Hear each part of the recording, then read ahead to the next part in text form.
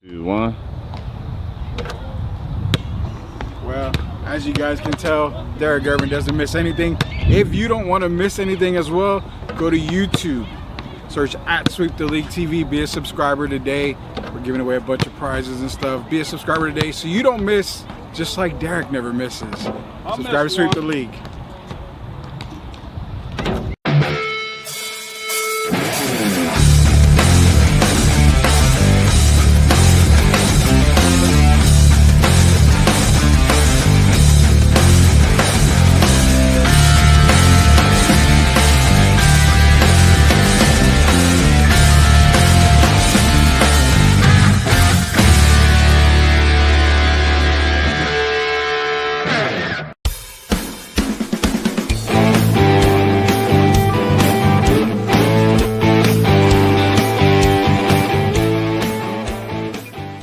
Hey, what is up? What is up, everybody? It's Rudy Campos Jr. Sweep the League.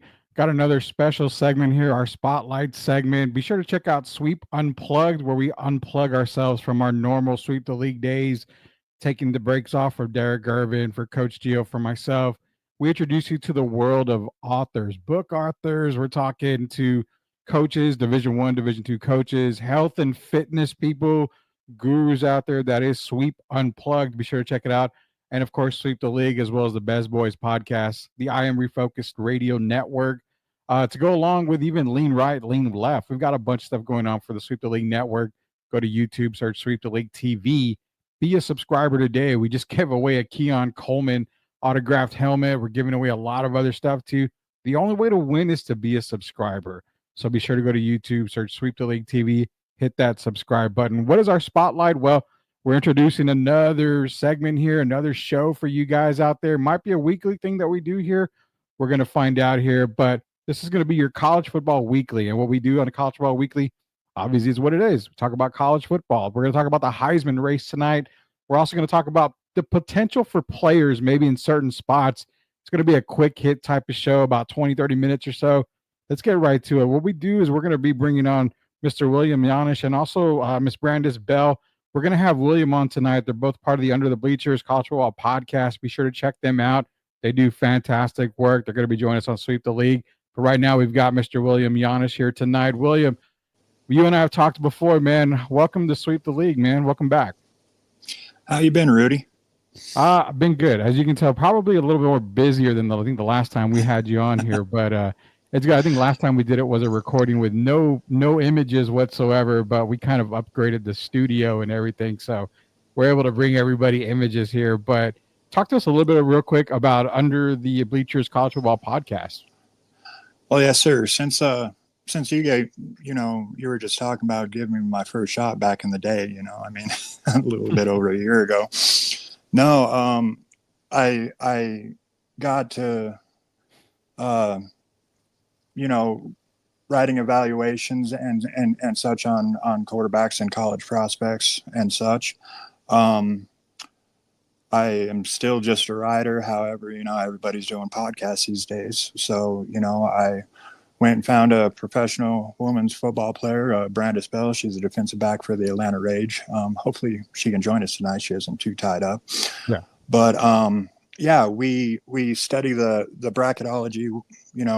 We started out at the beginning of the season with the possible brackets that, we thought it could be towards the end of the season, and we shoot once a week on Wednesday night and just go over the top 25 matchups, whatever hot is going on, and this year has absolutely, been good for that. I mean, so many upsets and so many surprising teams, like Indiana and Boise State and things like that, and so that's one thing that we're going to continue, and we'll be headed into doing the college prospects before the 2025 draft. And then, of course, coming back next year and doing the bracketology all over again. But like I said, we're on Facebook. We'll have a website up here pretty quick. Other than that, I've got few other guys involved in the show. Chris Ransom of Draft Utopia. He's a moderator for Under the Bleachers, and provides his part of the of football knowledge. And this guy, I call him the brain. I mean, he just absolutely knows everything. I wouldn't even know where to begin, like, with half of what he knows. But other than that, man, that's what we have going on, and hopefully we have a pretty bright future. Oh yeah, dude, you got to check them out. Under the Bleachers, college football podcast. I catch it from time to time. It's great work. Keeps you updated on college football. Gets you ready for the NFL draft all the time. I met up with William back when I was kind of doing a little bit of podcasting with First Round Mock, I believe is what it was. Daniel Kelly out there. So shout out to Daniel Kelly out there. First Round Mock Draft does a great job. Him and William, they all did great jobs back then. They still do it now. And we're going to dive right into it, man, because the biggest part about college football, with the exception of course, the national championship game, the biggest thing this year is the top 12. And we're going to cover that here pretty soon. But tonight, we're going to go out of the top 12 and go into maybe the top 3. What are we talking about top 3? We're talking about Heisman candidates tonight. This is one of the few years where you can actually point and say, I don't think that QB is good enough to be a Heisman. We don't have that quarterback, that Peyton Manning. You don't have that, Stroud, whatever. You don't have these guys that are here. The Caleb Williams, which should have never been drafted, period. We'll get into that later. But Caleb type stuff. You don't have these quarterbacks that come in and dominate. This year, it's kind of a two-man race right now, with Travis Hunter probably being one, and I've got Genty being number 2. Now, cases can be made. I've heard people say Cam Ward. I love Cam Ward. I think he's going to be in New York, but I don't think he gets it. Is this the year that we don't see a QB win the Heisman? That's definitely one of the things, man, is, that's mostly what I do is quarterbacks. And what I was just talking to you about before the show, I really haven't seen that Heisman moment from some of these quarterbacks. I mean, Cam Ward has absolutely been, just great coming over from Washington State and leading this Miami team, to their first losses last weekend. And, he is an absolute dynamic quarterback. He's thrown for 32 touchdowns, rushed for 3 more. But, also there's 2 other quarterbacks that kind of I can see an argument for. And Jalen Milroe is one of them. Yeah. And the thing is, with Jalen Milroe, between him and Cam Ward, that's 2 different kinds of dynamic. Jalen Milroe is absolutely the most dynamic, probably the fastest guy on the field at any given time, but Cam Ward is a quarterback first. The third is Jackson Dart from Ole Miss, and they just ended up beating Georgia, and you can actually call that a Heisman moment. Yeah. Milroe also had that, but them coming back from behind and almost winning that game kind of spoiled that one for a Heisman moment to absolutely say, that was it. That was, why he won the Heisman right there. But, those are the 3 quarterbacks that I have had, in my rankings. They've been at the top of my quarterback rankings. Well, not the very top. Dart, I had a 3rd round grade on at the beginning of the season. Milroe, I had a 1st round grade on, but he is a raw 1st round grade. And just raw in the point of, I really wanted to see what him and DeBauer were going to do together at Alabama. And there has been absolute flashes, but then there has been, losses to Vanderbilt and things like that.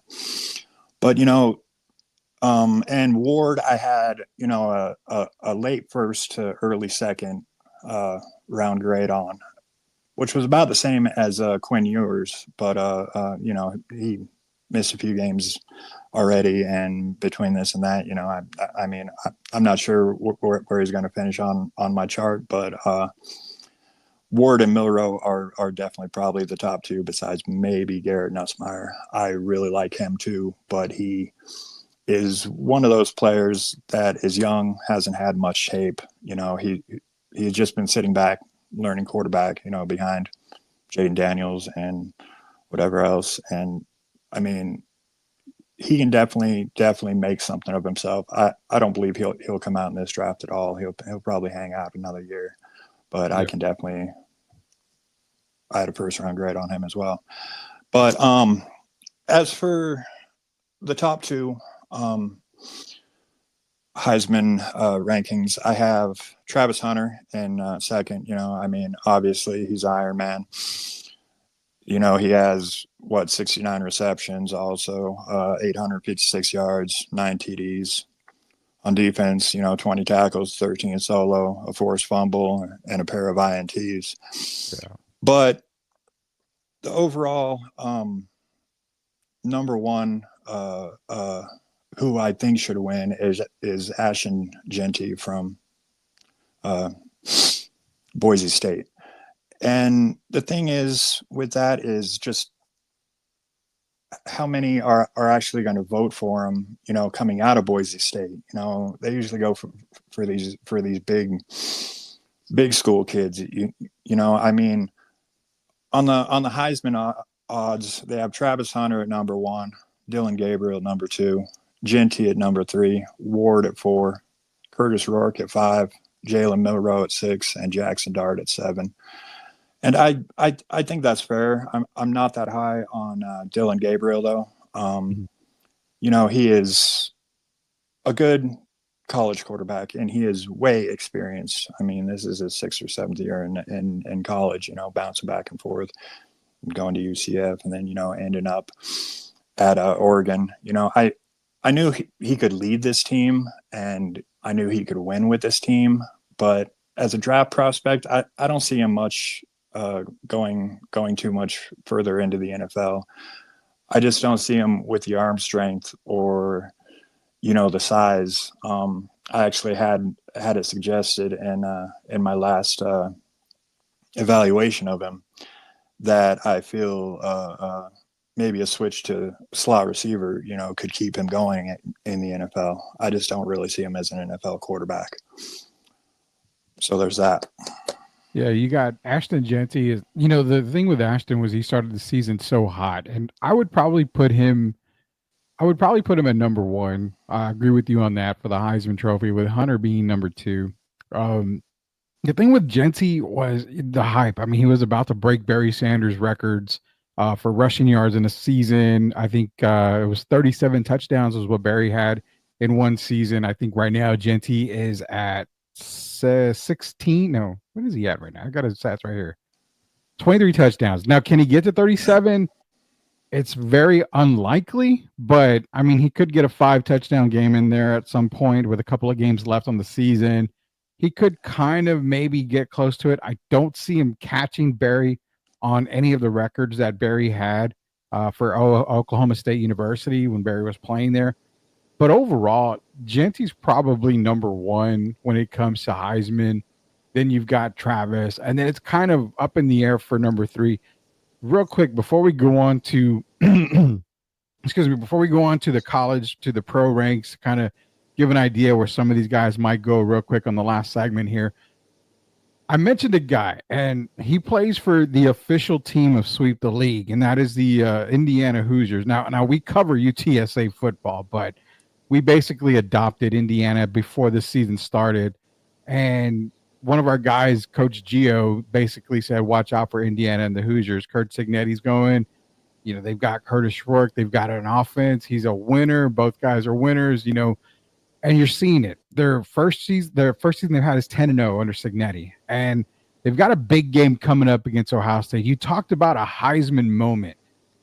Curtis Rourke doesn't have the Heisman numbers when it comes to being top 3, but a win over Ohio State, say he passes for 240, 230, 2 or 3 touchdowns. A win like that kind of has to boost him above a lot of people, do you think? The one thing with Curtis Rourke is, I mean, it has been, you know, the first time Indiana has ever started out undefeated like they have. Mm-hmm. And, you know, I mean, that can almost be considered a Heisman moment. I mean, just what he has led that team to. I mean, the fact that they're in the Big Ten, you know, and you know, he's 6'5", 223 pounds. I watched some of his stuff. You know, I mean, he sells his play action. He has decent improvisation. You know, rhythmic footwork, great zip on passes, and I mean, he can sneaky mobile and can absolutely generate some torque with that long body that he has. It's definitely a possibility. I mean, he has 21 passing TDs, four INTs, and 2 rushing touchdowns. But if he can do something like knock Ohio State off, I mean, he can absolutely win it. I mean, that just might be, you know, somebody, like I said, like a quarterback guy waiting for somebody to have their Heisman moment. And that would just, I mean, be the cherry on top, you know, being able to knock off Ohio State. But whether or not that'll happen, I mean, It's tough. It's tough to tell if he'll able to be knocking off Ohio State. That's a big task right there. But yeah, I mean, everybody's kind of doubted Indiana before this season on a couple of games. First one I can remember was they were supposed to have a very tough game against Nebraska, and it was just a cakewalk in the park for them. They were going to have a tough game against Michigan, which they did. It was a very tough game, but you're talking about, even though Michigan's having an off year, you're still talking about one of the top teams in the Big Ten, whether they are 4-10 or 10-4 or whatever, 10-0. Doesn't matter. You always got to remember Michigan always gets a lot of the best recruits in the land. So that was a tough game. They came out on top. That Ohio State game next weekend is gonna be a barn burner. We're talking to William Yanish. Yanish, Under the Bleachers, College Football Podcast. Check him out. We're gonna try to get a Brandice Bell counterpart there with William Yanish on the podcast. We're not gonna be able to have her tonight. We'll see if we can swing for her to get her for next weekend. We are talking Heisman candidates, but last segment of the show here, we're gonna have a little bit of fun here because everybody knows I release them every year, and actually now I'm releasing them every Tuesday. So if not today, tomorrow morning, you'll have your official Sweep the League mock draft out. The one that last week came out, people were kind of like, oh, why you go? I said, come on, relax, man. It's a mock draft. It doesn't mean it's going to happen. I'm telling you basically who I feel is the need for the quarterback, or not quarterback, but the team. You know, people are like, you should have taken a quarterback here. You should have done it. Oh, it doesn't matter. I mean, you can't be the Dallas Cowboys and take a QB because you just paid Dak Prescott, you know, $1 quadrillion. You can't just get rid of him like that and bring in a young guy. I mean, if you're the Atlanta Falcons, you bring in Michael Penix in the first round, which I guess, you know, I'm going to be okay with that. That's fine because we know Kirk Cousins can go off the deep end anytime. But we're going to have a little bit of fun here. Shedeur Sanders is the name. He's the main guy that everybody's talking about. He's the guy that you're talking. You know, you hear people talking. We got people on Sweep the League. He's a franchise quarterback. He's this and that. Now, you and I both know, since we kind of do a lot of the work here, we both know he could be a franchise quarterback. Keyword is could be a franchise quarterback in the right situation. Yeah, the likelihood of him being a franchise quarterback is probably nil, but we'll have fun with this. Everybody's pointing to the Dallas Cowboys as one stop for Shedeur Sanders. In my latest mock draft, which was last week, I believe I had Shedeur going, I think it was around 6 or 7 to the Raiders, to Vegas. Now, what better place for Shedeur to go to Las Vegas, the city of lights, you know, Sin City. I mean, his personality, his play, it fits with the Raiders. That's why I had him going there. But in all likelihood, my first QB to go was Cam Ward. If you have one QB to go, and let's say the Patriots are one, they're not going to take a QB. They've got Drake May. Even Carolina, they've got Bryce Young. It's kind of a hit or miss on that one. But who would be the first QB off the board for you? The way that I see it, I feel it would definitely be Cameron Ward. or Jalen Milroe. Like I said, it depends on what kind of dynamic you want and what kind of quarterback you want. You know, if you want the guy that's looking down the field all the time and can absolutely sling it, but can also, you know, also has some wheels under him, that's Cam Ward all day, you know. But yeah, with Jalen Milroe, that's the kind where you have a Lamar Jackson type and just what he can do. But the thing is, he is bigger and more physical than Lamar Jackson and faster. And, well, right there, but, you know, roughly about the same. But, you know, I mean, watching Jalen Milroe is just absolutely fun. That is one evaluation that I just, you know, love doing. And no matter how raw, you know, he is, you know, he still has that potential. And just, I mean, some of the quarterbacks that have been picked the last couple of years in the first round, you know, between like Bryce Young and between like Anthony Richardson and between some of those guys, I mean, there is absolutely no reason that Milroe can't go in the first round because, I mean, he is a better quarterback. He doesn't have the injuries that Anthony Richardson had during college, you know, and I mean, he's just better at throwing the ball. You know, Richardson looking downfield is looking for a wide open receiver, and you know he's not really doesn't know how to go through his progressions, you know, consistently.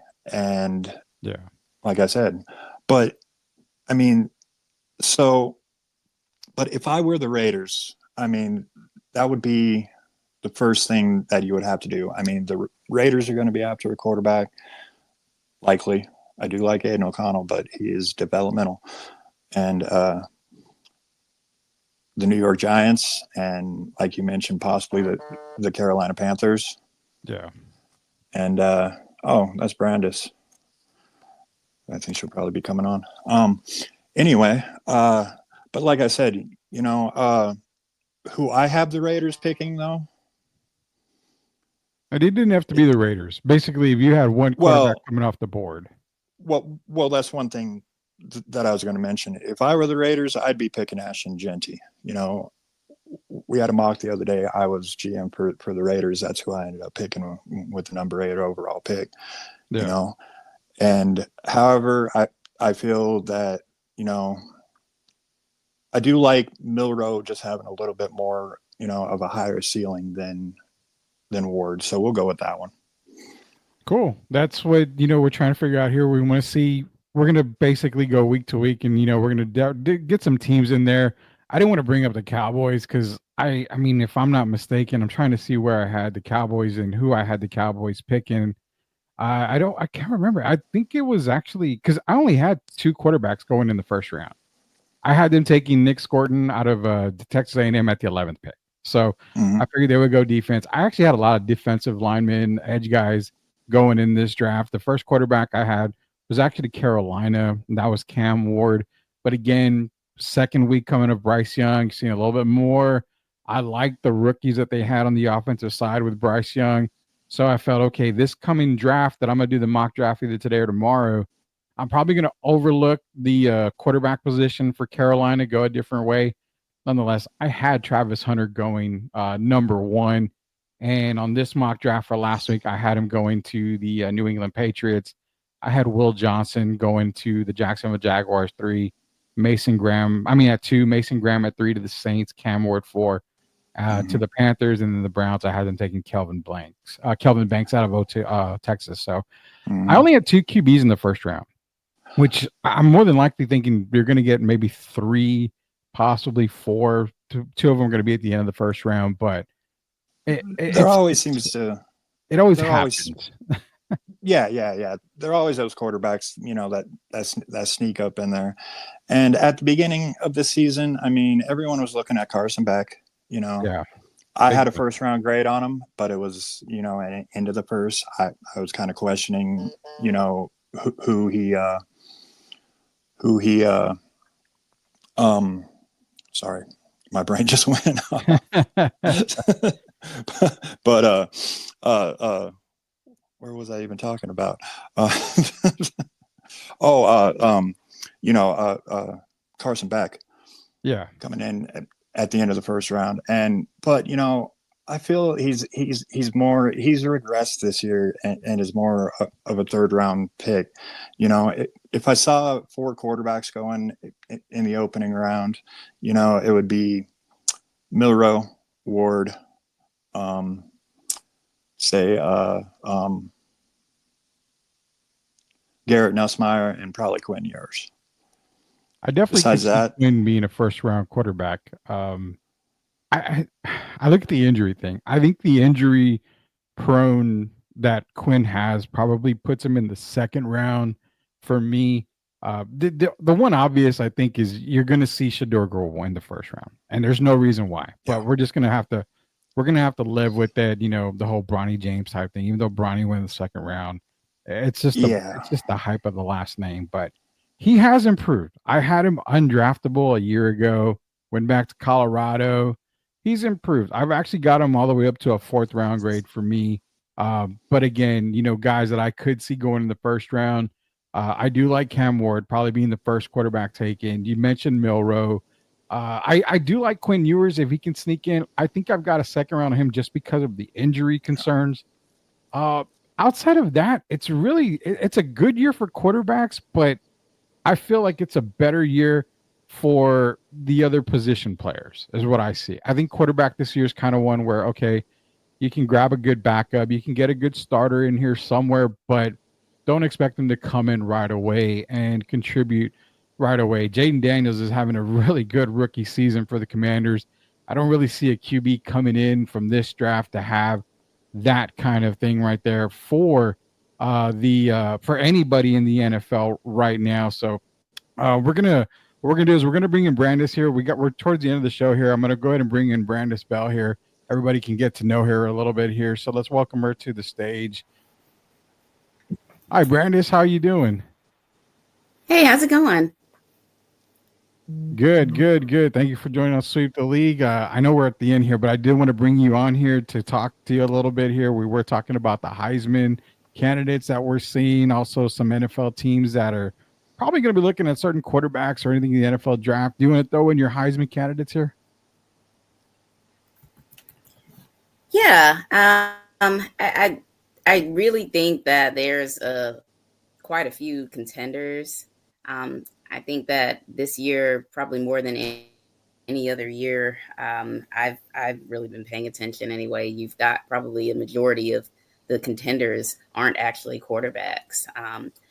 I know that you guys are probably have already talked extensively about Travis Hunter. What he's been able to do over at Colorado is just amazing. And I think that any NFL team would love to have him. Obviously, there's some NFL teams that probably need him. I'm always going to root for him to come to the Falcons, but I think he's definitely a shoe-in for the Heisman right now, especially if Colorado continues on the trajectory that they've been on. Also, Ashton Genty is just like out of this world. Yeah. I haven't seen a running back like that in a long time. He's giving, I guess, kind of Bijan Robinson kind of energy also. And I think that those types of running backs are kind of one in a million. You know, there's a lot of running backs, but to be able to do the things that he's been able to do. And if he was at, you know, a different school, I think that he'd probably get a lot more acclaim than he has been. But, you know, not being in one of those Power 4 schools makes it a little difficult to kind of be under the radar. And he's still made quite a name for himself. He's just kind of a technician. I always would joke when we were watching the games. Sometimes you see players do certain things and I'm like, oh, that kid took dance. He moves like a dancer.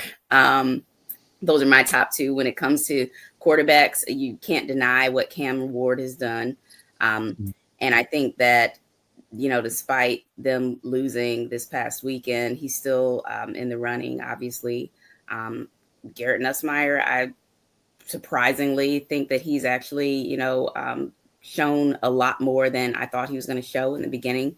They got off to a rough start, but he's showing that he could also help just about any NFL team as well. So that's probably about it for me. I'd love to say that, you know, my my dogs would have a quarterback that might be in the running, or any player, but unfortunately, I'm not really seeing it out of the dogs this year. Well, Carson, we did see the dogs come into to Austin and take care of the overconfident Longhorns, including me. I took the Longhorns in that game, and one of our co-hosts, Coach Gio, who's a major Georgia Bulldog fan, and I had to live the entire week with it on the show. So I shout out to Georgia. Y'all made me eat a lot of crow that week right there. So totally understand we're that. eating it now because you guys got to buy. So here we are. Well, I will admit I'm not a Longhorn fan. I do cover them and we do talk about them. I'm a diehard Tar Heel fan, so I really don't have much to cheer on when it comes to football. Pretty much at all. I got the Longhorn leftovers with Mac Brown, so I'm kind of in my own space over here, and basketball season just doesn't treat me very well these days either. So nonetheless, I kind of go for, I guess, baseball and track and field for North Carolina to get my only hopes up high anywhere here. But they got a pretty good running back over there, man. They actually do have a good running back. We got little bits and pieces. We just can't get the entire.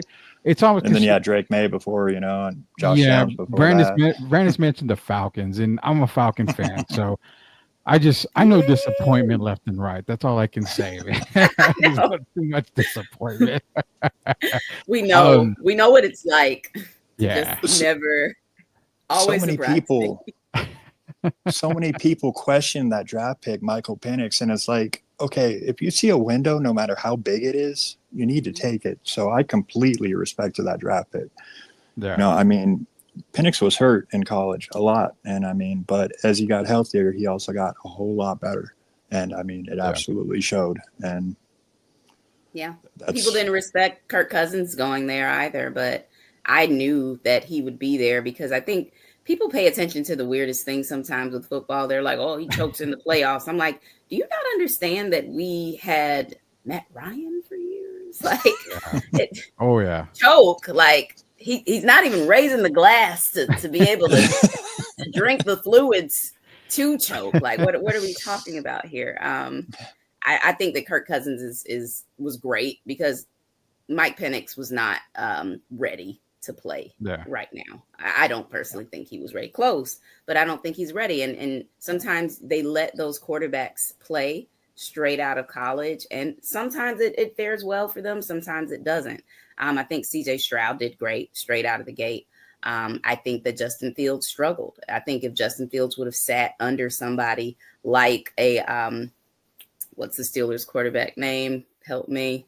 Russell Wilson, he would have definitely been better. But I think he's getting there now. Unfortunately, he wasted that first year just, struggling with the Bears. But now that he's with the Steelers, I think when he does jump back on the field, he's going to be that much better. And Penix is going to be that much better being able to, play under Kirk Cousins for a while. Well, we're talking to William Yanish and Brandice Bell under the Bleachers College Football Podcast. You can catch them on YouTube. It's a great podcast. I kind of dive in every now and then. I don't comment, but I listen to them in the background. They do fantastic work. And I'm talking to William Brandice earlier. We want to kind of make this a weekly thing if possible, get you guys back on, kind of have a college football weekly, talk a little bit of draft, talk a little bit about stuff. We'll try to leave Falcons Super Bowls out of the conversation if possible, because I get that enough from the listeners at Sweep the League all the time. Every time somebody just has to comment 28-3, whether it be, the scores, whether it be something. I never can get around that ever in my entire life here. So I do want to do this again next week with you guys. I see William making a comment there. I do want to do this again with you guys, and I appreciate y'all coming on tonight. But again, y'all keep doing fantastic work. I appreciate everything that you guys do. I look forward to all the content that you guys are releasing as well. So if we can, let's make this a weekly thing with you guys if possible. We can definitely look into that, man. And definitely, man, you started this whole thing, by putting me on a little over a year ago. So, it's just now continuing, getting a whole lot better. So all we got to do is work at it, man. We'll work on it. But until next week, I had to try it. Well, yeah, you got to try it. You got to just get behind the mic and behind the camera and let it happen. I've been I've been doing this for almost going on 9 years, 10 years, and now I'm just starting to see the benefits of it. So I it's a lot of work. realized that, you know, I just have to show up and talk to my friends about football, and it's easy.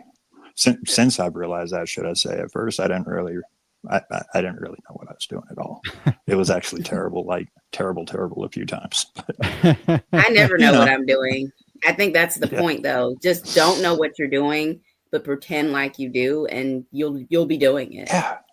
Oh, there's a lot of famous people on TV and 4 little networks that do that exactly. They get on there and they probably have no idea what they're talking about, but it's how you sell it. If you do the arms and this and you're loud, you can make $1 million. That's all it takes there. But until then, get a few people, you know, we've had Rocky Lombardi on, you know, and that's really, I mean, he's a good talker, man. Good quarterback too. And I mean, he's always fun to have a show with. So, I mean, we can just with keep you going. guys, we can bring on more people as well. I mean, we can have a lot of fun with this as well. But for now, we're going to end this part of Sweep the League here. This is Sweep the League College Football Weekly with Brandice and William Yanish from Under the Bleachers College Football Podcast. I appreciate them joining us on here tonight. Makes me feel a lot better that I'm not the only Falcon fan in the world. So appreciate Brandice for letting me know about that here. So our numbers are growing. I know 2 of them. Yeah, William knows 2 of them now. There are 2 in the world here. It's not just one. So for William, for Brandice, it's Rudy Campos Jr. Until we sweep the league again, we'll see you guys later. Thanks, guys.